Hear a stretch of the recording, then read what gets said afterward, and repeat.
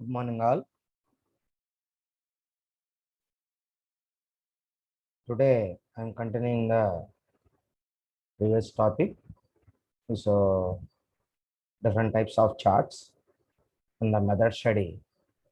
Already, we are completing first one, outline process chart, and second one is flow process chart.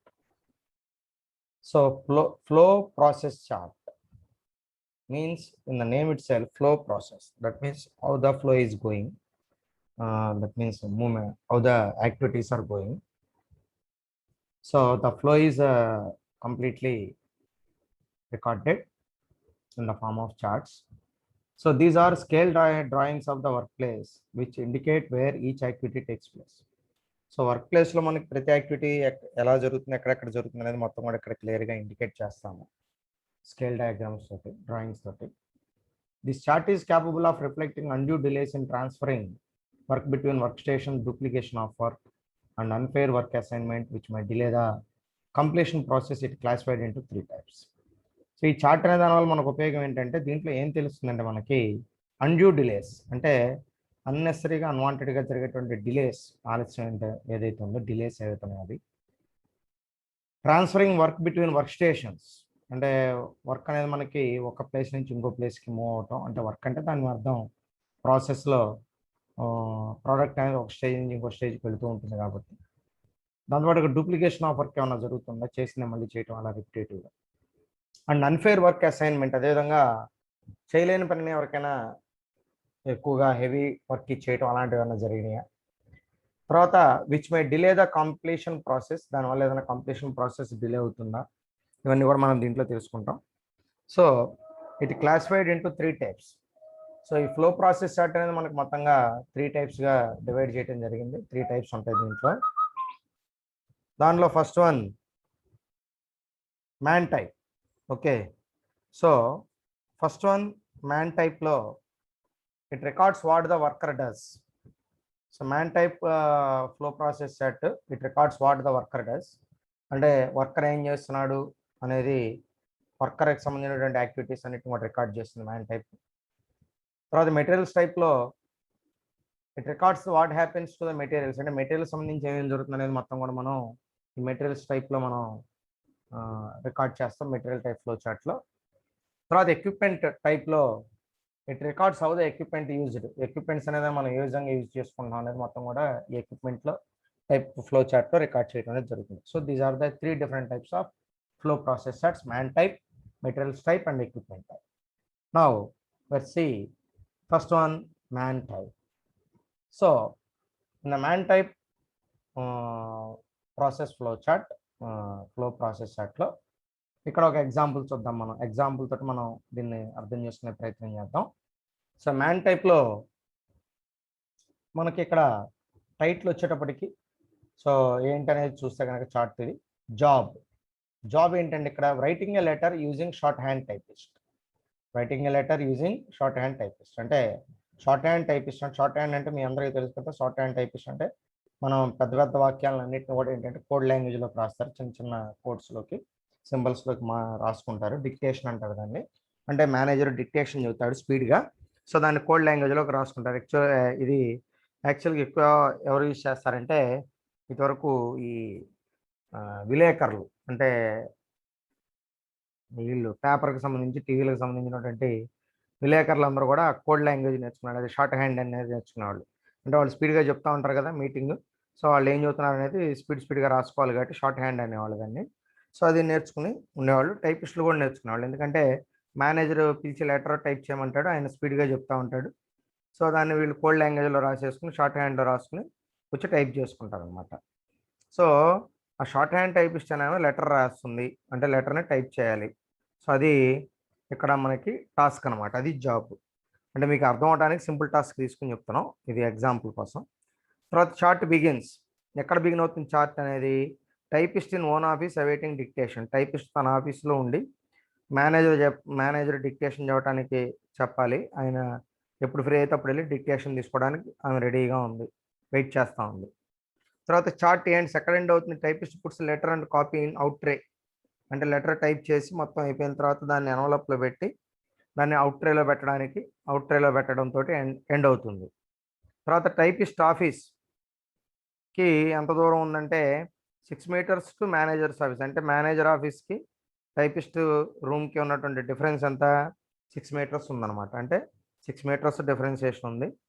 So ఆ distance ఆమె నడిచి వెళ్ళాలి, అంటే ఎలా what ever it mean. So అదనమాట ఇక్కడ మనకి. సో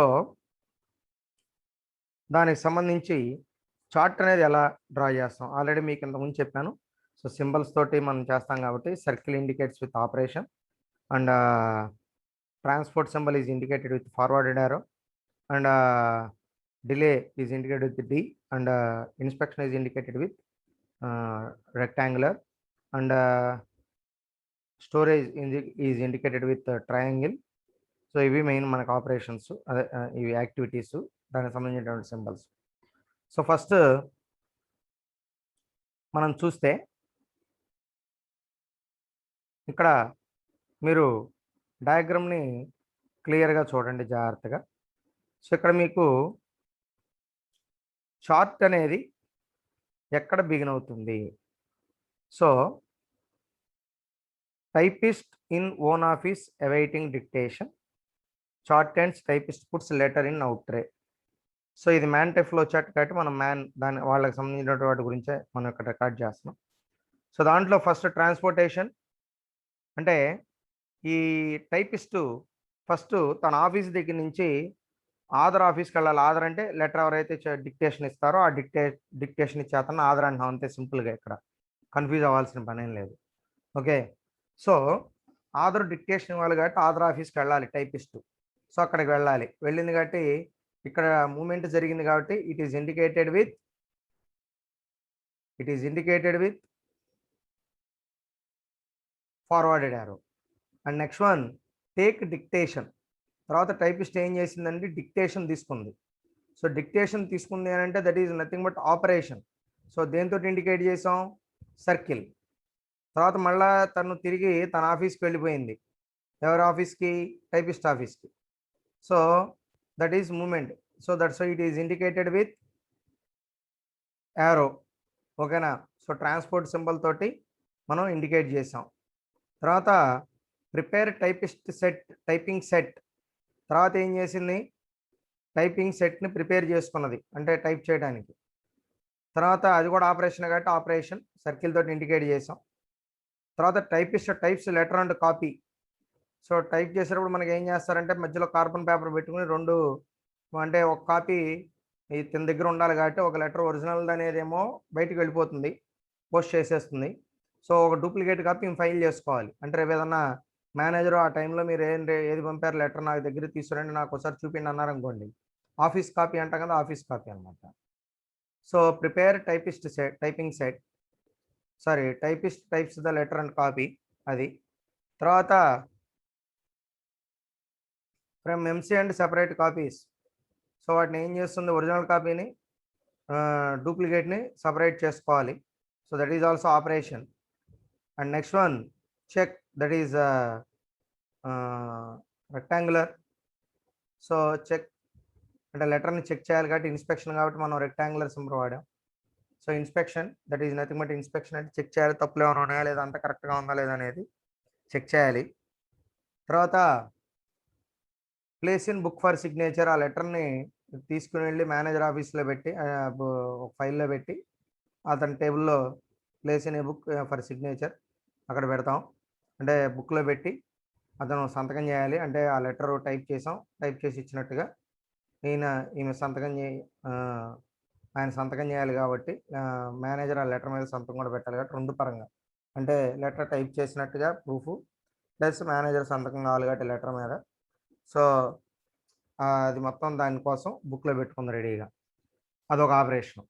తర్వాత నెక్స్ట్ టు ఆధార్స్ ఆఫీస్, మళ్ళీ అది అక్కడికి వెళ్ళాలి. సిగ్నేచర్ కోసం మళ్ళీ ఆధార్ ఆఫీస్ దగ్గరికి వెళ్ళాలి. So that is transport. తర్వాత next during checking and signing. So ఇక్కడ ఏమవుతుంది, ఆయన చెక్ చేయాలి మళ్ళీ కాబట్టి డిలే. ఆయన మొత్తం అది లెటర్ అంతా చదివి చెక్ చేసి సంతకం పెట్టాలి కాబట్టి అక్కడ కొంత టైం డిలే అవుతుంది కాబట్టి that is indicated with delay. తర్వాత మళ్ళీ ఆయన సైన్ చేసిన తర్వాత మళ్ళీ అది లెటర్ తీసుకుని ఎక్కడికి వస్తుంది, టైపిస్ట్, అదే మేల్ ఆర్ ఫీమేల్ టైపిస్ట్ మళ్ళా తన ఓన్ ఆఫీస్కి వస్తారు. తర్వాత నెక్స్ట్ టైప్ ఎన్వలప్ మీద అడ్రస్ అది టైప్ చేయాలి కాబట్టి మళ్ళీ ఎన్వలప్ ఒకటి తీసుకుని దాని మీద అడ్రస్ టైప్ చేస్తారు. So that is operation. తర్వాత లెటర్ టు ఎన్వలప్, లెటర్ని ఎన్వలప్లో పెడతారు, that is also operation. And finally it is letter and copy aside to out tray. So ఆ లెటర్ని కాపీని మనం అవుట్ సైడ్ ట్రేలో పెడతాం. అంటే పోస్టల్ డిపార్ట్మెంట్ వాళ్ళు వచ్చి తీసుకెళ్తారు కాబట్టి దానికి డిస్పాచ్ క్లర్క్ ఉంటాడు. సో డిస్పాచ్ పోస్టల్ క్లర్క్ దగ్గర డిస్పాచ్ క్లర్క్ దగ్గర పెడతాం. సో ఆ పోస్టల్ అతను వచ్చినప్పుడు ఆ పోస్టల్ అతను ఆ లెటర్ని తీసుకుని వెళ్తాడు.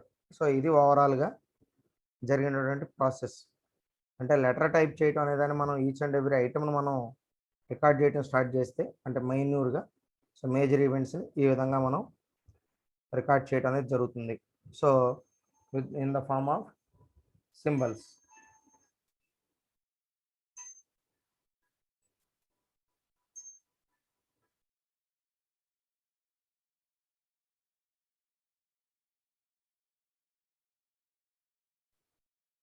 Okay, so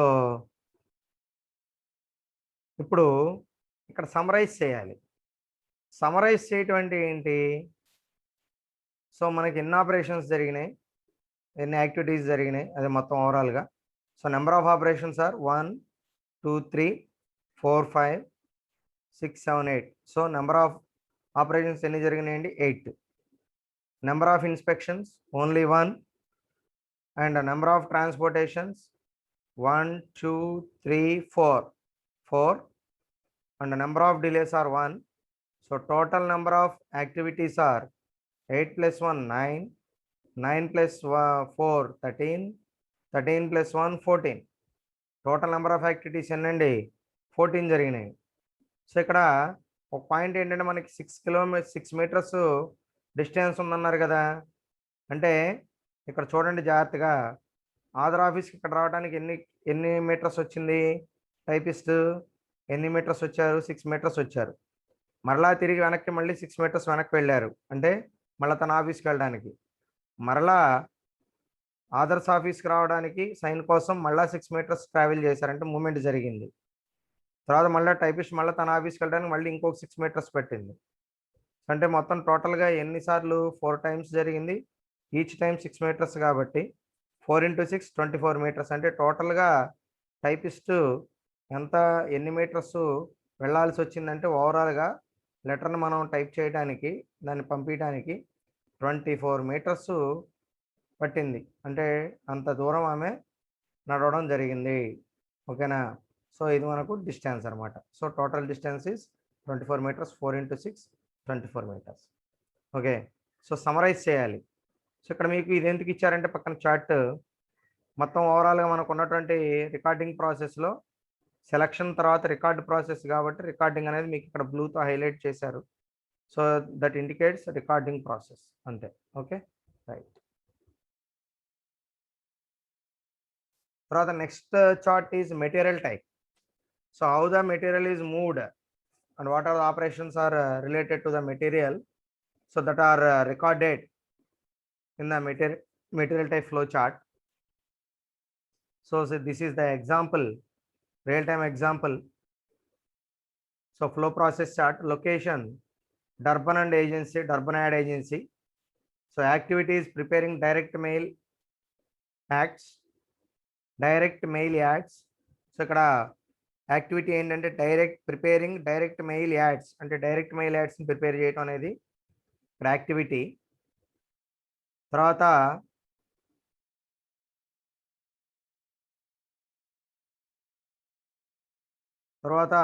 date 1/26/98. So operator JS, analyst AF. Just మీరు ఊరికే పేర్లు అట్లా అనుకోండి, అంటే మనకు అట్లా ఉంటుందని చెప్పడానికి. Circle appropriate method and type. So method is present method and type is material. So 3 రకాలు చెప్పుకున్నాం కదా, man, material, machine are equipment రెండు ఒకటే. సో మార్కెటింగ్ ఇది మెటీరియల్ గురించి కాబట్టి మెటీరియల్ని సర్కిల్ గీయటం జరిగింది. సో ప్రజెంట్ కాబట్టి మెథడ్ అనేది ప్రజెంట్ మెథడ్ని సర్కిల్ ఇవ్వడం జరిగింది. సో తర్వాత ఇక్కడ event description, symbol, type,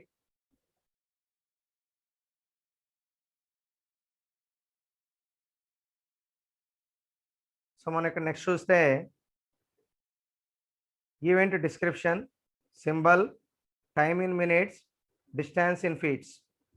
so distance ఎంత ఉంది, టైం ఎంత ఉంది, మొత్తం టైం ఎంత పట్టింది, ఇదంతా కూడా మనం ఇక్కడ చూస్తున్నాం. సో ఈ సింబల్స్ ఏంటంటే మొత్తం మనకి మేజర్గా 5 ఆపరేషన్స్ కాబట్టి, సో ఇక్కడ మనం ఫస్ట్దేమో operation, second one transportation, third one delay, fourth one is inspection, and fifth one is storage. ఓకేనా. సో ఇవి సింబల్స్ అనమాట. సో స్టాక్ రూమ్ అంటే ఏంటి, స్టాక్ రూమ్లో స్టాక్ని స్టోర్ చేసాం అంటే అది దేంతో, ఏ సింబల్తో ఇండికేట్ చేస్తాం, ఇదే కదా, ట్రయాంగిలే కదా, కాబట్టి ట్రయాంగిల్ దగ్గర స్టార్ట్ అయ్యాం. సో తర్వాత నెక్స్ట్ టు కొల్లేటింగ్ రూమ్. సో అక్కడి నుంచి ఎక్కడికి వచ్చింది, స్టాక్ కొల్లేటింగ్ రూమ్కి వచ్చింది. కాబట్టి ఏం జరిగినట్టు, ట్రాన్స్పోర్ట్ జరిగినట్టు. కాబట్టి ఆపరేషన్ అనేది మనకి ఈ స్టోరేజ్ దగ్గర నుంచి నెక్స్ట్ ఆపరేషన్, అదే నెక్స్ట్ యాక్టివిటీ ఏం జరిగింది, ట్రాన్స్పోర్టేషన్. కాబట్టి అక్కడికి మనం డ్రా చేసుకున్నాం లైన్ని, అంటే సీక్వెన్స్ అనమాట. ఏ యాక్టివిటీ తర్వాత ఏం జరిగింది అనేది మనం ఇలా లైన్స్ రూపంలో ఇండికేట్ చేస్తున్నాం. సో తర్వాత మళ్ళీ అక్కడి నుంచి నెక్స్ట్ ఏం జరిగింది, collating rack by type. So collating rack by type అంటే టైప్ వైజ్గా మెటీరియల్ని మనం ర్యాక్స్లో పెట్టాం, అంటే అక్కడ కొంత డిలే జరిగింది. సో కాబట్టి డిలే దగ్గర ఆగాం, అక్కడ దాకా లైన్ డ్రా చేసాం. తర్వాత నెక్స్ట్ కొల్లేట్ 4 షీట్స్. సో నెక్స్ట్ మనకు ఆపరేషన్ జరిగింది, కొల్లేట్ చేసాం 4 షీట్స్ని, కాబట్టి ఆపరేషన్ దగ్గరికి వెళ్ళింది. నెక్స్ట్ తర్వాత స్టాక్ అంటే అక్కడ మనకి మళ్ళీ వెయిట్ చేస్తుంది, డిలే అవుతుంది. తర్వాత టు ఫోల్డింగ్ రూమ్, అక్కడి నుంచి ఫోల్డింగ్ రూమ్కి వెళుతుంది కొల్లేట్ చేసిన తర్వాత షీట్స్ని. సో కొల్లేట్ రూమ్లోకి వెళ్ళింది కాబట్టి దట్ ఈస్ ట్రాన్స్పోర్టేషన్, కాబట్టి ట్రాన్స్పోర్ట్ దగ్గరికి వచ్చింది లైన్. తర్వాత జాగ్ ఫోల్డ్ క్రీజ్ అంటున్నాడు. సో అంటే ఇదంతా కూడా ఆపరేషన్సే కదా, సో ఆపరేషన్ దగ్గరికి వచ్చాం. తర్వాత నెక్స్ట్ స్టాక్, మళ్ళీ డిలే, సో మళ్ళీ డిలే దగ్గరికి వెళ్ళింది లైన్. తర్వాత next to angle stapler. So angle stapler అంటే ట్రాన్స్పోర్టేషను, సో యాంగిల్ స్టాప్లర్ దగ్గరికి వెళ్ళింది నెక్స్ట్ షీట్. తర్వాత నెక్స్ట్ ఏం జరిగింది, ఆ యాంగులర్ స్టాపుల దగ్గరికి వెళ్ళిన తర్వాత అక్కడి నుంచి మనం అక్కడ ఏం చేస్తాం, స్టాపుల్ చేస్తాం, పిన్నులు కొడతాం. సో అదే ఆపరేషన్ కాబట్టి ఆపరేషన్ దగ్గరికి వచ్చింది లైన్. తర్వాత to mail room. So next ఎక్కడికి వెళ్ళాలి, మెయిల్ రూమ్కి వెళ్ళాలి. తర్వాత స్టాక్ అంటే డిలే కాబట్టి, సో డిలే దగ్గరికి వెళ్ళాం, వెయిట్ చేస్తుంది. తర్వాత టు మెయిల్ రూమ్ దగ్గరికి వెళ్ళింది, that is indicated with transportation. And next one is addressing. So addressing అనేది ఇవ్వాలి కాబట్టి షీట్స్కి దాని మీద, సో అడ్రస్సింగ్ అనేది ఇస్తుంది, that is also operation. And finally it send to mail bag. So అది ఫైనల్గా మెయిల్ బ్యాగ్కి వెళ్ళింది. సో మెయిల్ బ్యాగ్కి వెళ్ళడం అనేది, వెళ్ళిన తర్వాత మెయిల్ బ్యాగ్లో ఉంచి స్టోర్ చేయడం జరుగుతుంది, అంటే డెలివరీ అయ్యే వరకు. సో మెయిల్ బ్యాగ్లో స్టోర్ అయి ఉంటాయి. So that is indicated with triangle symbol. So in this way you have to record all the activities which are done by which are related to the material. So each and everything, and minor thing is also very important. So ఇక్కడ మనం చూస్తే పైన summarise చూస్తే number of operations 4 జరిగినాయి, transports 4 అయినాయి, display 4 అయినాయి, inspection 0, storage 2. Okay. So total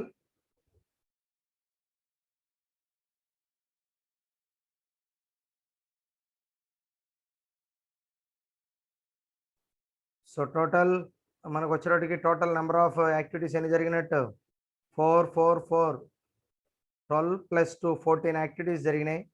so total distance is 340. So ఇక్కడ మనం చూస్తే distance in feets, collecting room,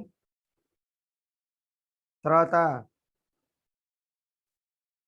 next transportation 20 feets జరిగింది, తర్వాత ఇంకో 20 ఫీట్స్, తర్వాత ఇంకో 200 ఫీట్స్, అంటే టోటల్గా 340 ఫీట్స్ టోటల్గా ట్రాన్స్పోర్టేషన్ జరిగినట్టు. ఓకేనా? So this is material type flow chart. Okay, so next one machinery equipment type process flow chart, flow process chart ఏదైనా అనుకోండి. So machinery equipment type, so this is also very very simple and very very important. So ఇక్కడ మనకి flow process chart job is requisition of petty cash. So petty cash requisite చేయటం. తర్వాత analyst ABC, analyst ABC అనే అతను చేస్తున్నాడు analysis. So operation, ఇక్కడ మనకు operation, movement, inspection, delay, storage, distance క్లియర్గా చెప్పేశారు. సో ఇక్కడ మీకు రివర్స్లో వేసారు కానివ్వండి, ట్రయాంగిల్ సింబల్ యాక్చువల్గా పైకే ఉంటుంది. సో నో ప్రాబ్లం, ఎలా ఉన్నా కూడా సో రివర్స్లో వేసుకున్న ప్రాబ్లం ఏం లేదు, తప్పేం కాదు అది. సో దీంట్లో మనం డీటెయిల్స్ ఆఫ్ మెథడ్ చూస్తే, so requisition made out by department head. So మనం పెట్టి క్యాష్ కావాలి, డిపార్ట్మెంట్ హెడ్ నుంచి మనకి డబ్బులు కావాలి అంటే చిన్న చిన్న అవసరాలకి కొనడానికి ఏదో. సో కాబట్టి requisition made out by department head, department హెడ్కి మనం రిక్విజిషన్ పెట్టాం, దట్ ఈజ్ ఆపరేషన్. సో అందుకని ఇలా ఇక్కడ స్టార్ట్ అయింది ఆపరేషన్. తర్వాత next put in pickup flag. So దాన్ని హోల్డ్ మనం పెట్టిన వెంటనే మనకి రిలీజ్ చేయరు కదా. సో ఆయన కొంత టైం వెయిట్ చేయమంటారు, తీసుకుంటారు, కొంత టైం తీసుకుంటారు, చెక్ చేయాలి కాబట్టి. సో కాబట్టి అక్కడ డిలే జరిగింది కాబట్టి నెక్స్ట్ లైన్ ఎక్కడికి వెళ్ళిందంటే డిలే దగ్గరికి వెళ్ళింది. తర్వాత so to accounting department, next accounting డిపార్ట్మెంట్కి వెళ్ళాం. తర్వాత account and signature verified. So signature verify చేశారు అకౌంట్. సో కాబట్టి అది ఇన్స్పెక్షను. తర్వాత amount approved by treasurer. So amount treasurer approve చేశాడు, దట్ ఈజ్ ఆపరేషన్. తర్వాత amount counted by cashier, amount count చేసి ఇవ్వాలి కాబట్టి కౌంట్ చేసి ఇచ్చాడు cashier. So that is also operation. So amount recorded by book keeper, ఆ book keeper అమౌంట్ని record చేసుకున్నాడు. So that is also operation. And next one petty cash scaled in envelope. Petty క్యాష్ని ఎన్వలప్లో స్కేల్ చేయడం జరిగింది, seal చేయడం జరిగింది. So that is also operation. And petty cash carried to డిపార్ట్మెంట్కి క్యారీ చేశారు, that is moment. And petty cash checked against requisition. So that is inspection. So and receipt signed. So అక్కడి నుంచి sign చేశారు receipt, that is operation. And petty cash stored in a box, that is store means storage, that is indicated with triangle. తర్వాత next summarise చేస్తే number of operations ఎన్ని జరిగినాయి, 1 2 3 4 5 6. So 6. And inspections only 2. So inspection దగ్గర రండి, 1 2. And transport also 2. So transport is first one, second one. తర్వాత delays only 1. So delay అనేది only single టైమే జరిగింది, but delay is 1. So 6 + 2 + 2 + 1, 6 + 2 8 + 2 10, 10 + 1 11. Total number of activities are done 11, and distance is 15 meters. Okay, so this is about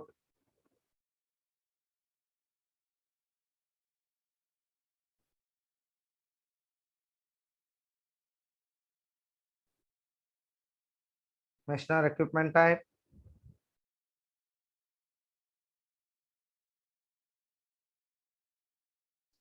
And next one, two-handed process set or right-hand or left-handed process set, both are same.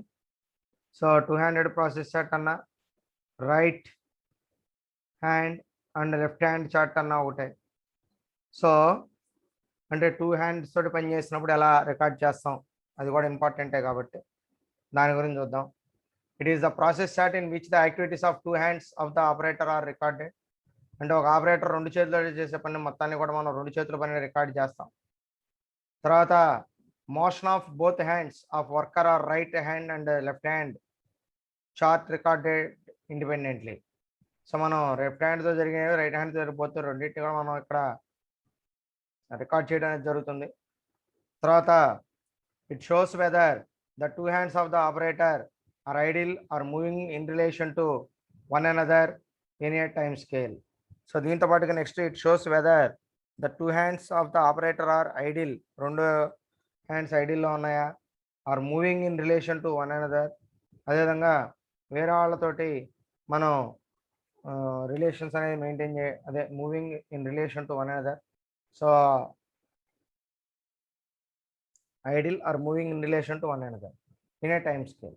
తర్వాత it is generally used for repetitive operations, రిపిటేటివ్గా జరిగే ఆపరేషన్స్కి ఇది బాగా ఉపయోగించడం అనేది జరుగుతుంది. తర్వాత general guide lines for preparing the two handed process chart. General guide lines చూస్తే దానిలో మొదటిది provide all information about the job in the chart.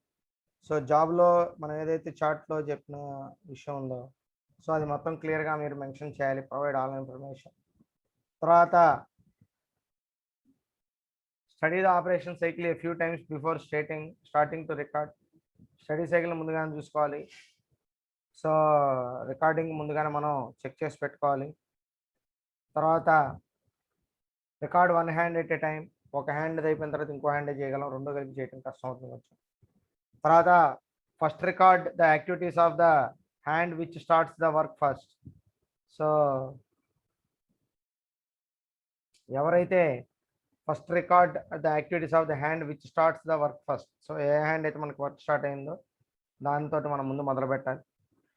తర్వాత do not combine the different activities like operations, transport sector. Different ఆపరేషన్స్ని ఎప్పుడు కూడా మనం combine చేయకూడదు. తర్వాత two handed process chart. So just you see the example. So two handed process చార్ట్లో job assembly of washer and nut to a bolt assemble. So తర్వాత దానికి సంబంధించిన assembly of washer and nut to a bolt. So వాషర్ని పెట్టి తర్వాత దానికి సంబంధించిన నట్టుని మనం మళ్ళీ ఫిక్స్ చేయగలగాలి. సో అది మెయిన్ టాస్క్, ఇది ఫిక్స్ చేయడం అనేది. So chart begins both hands free before assembly. So start చేయకుండా రెండు హ్యాండ్స్ ఫ్రీగానే ఉంటాయి రెస్ట్ పొజిషన్లో. Chart ends both hands free after assembly. So two hands అనేవి కూడా బోత్ హ్యాండ్స్ అనేవి రెండు కూడా అసెంబ్లీ అయిపోయిన తర్వాత ఫ్రీ అయిపోతాయి. And chart existing method or proposed method, existing method అవ్వచ్చు, ప్రపోజ్డ్ మెథడ్ అవ్వచ్చు చార్ట్ అనేది. తర్వాత assembly, bolt, washer, nut. So అన్నీ కూడా ఇక్కడ మనకి అవసరం. Assembly, bolt, washer, nut. So అవి కూడా ఇక్కడ ఇంపార్టెంటే.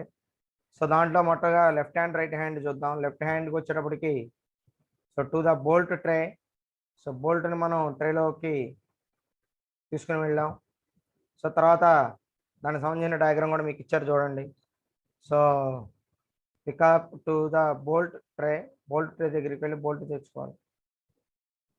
సో తర్వాత పిక్సప్ వన్ బోల్ట్, దాంట్లోంచి ఒక బోల్ట్ని తీసుకోవాలి. తర్వాత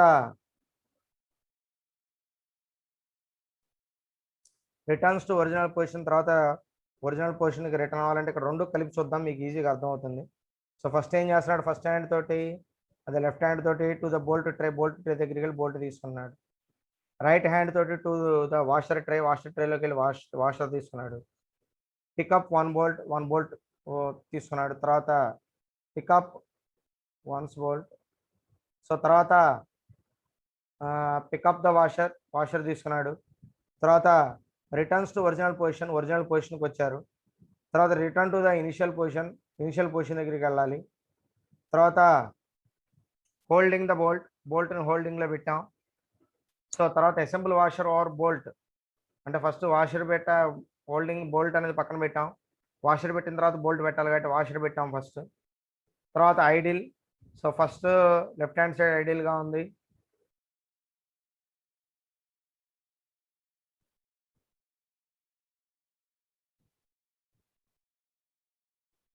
సో తర్వాత నెక్స్ట్ చూస్తే ఇటువైపు ఇప్పుడు ఐడియల్గా ఉంటుంది లెఫ్ట్ హ్యాండ్ సైడ్. నట్ ట్రేలోకి వెళ్ళాడు. దగ్గరికి వెళ్ళాడు. తర్వాత పిక్సప్ 1 నట్, దాంట్లోంచి ఒక నట్టు తీసుకున్నాడు. తర్వాత నెక్స్ట్ మళ్ళీ ఐడిలో ఇక్కడ కూడా లెఫ్ట్ హ్యాండ్, రైట్ హ్యాండ్లోకి వచ్చేటప్పటికి రిటర్న్స్ టు ఇనిషియల్ పొజిషన్, మళ్ళీ పికప్స్ 1 నట్ తర్వాత returns to initial position. And next left hand side is idle and right hand side is assemble nut to the bolt. So నట్ని బోల్ట్ని assemble చేసాం.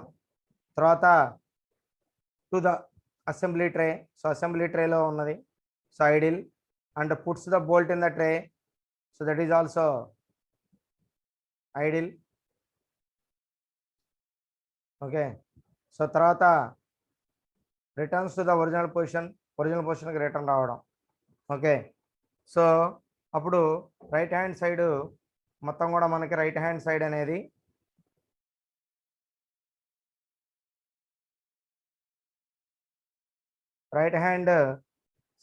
మనకి ఐడియల్గా ఉంటుంది. So left hand side to the assembly tray, puts the bolt in the tray, and last thing is returns to the original position. So original position return వచ్చాడు.